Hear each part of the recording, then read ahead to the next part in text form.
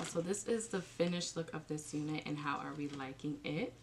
So let's get into the specs of what I have on today. So today I have on a Outre wig, and this is part of their Melted Hairline collection. I have on the style Katika, and this is 30 inches. And I have on the color DRFF2 Honey Ginger Brown, and this color is so gorgeous. It's given like Beyonce. I'm not even gonna hold you. This unit does come pre-plucked, and it does come with baby hairs as well, and also sideburns on the side. Now even though this unit does come pre-plucked, I did go a little bit in the front here to make it more naked to my liking, and I just love how this unit looks. Now this unit can also be worn glueless as well. It does come with a pre-attached elastic band. This unit is very like natural hair textured, and I really do like that. And I love how like when I put the hot comb on the hair, it did not affect the texture of the wig.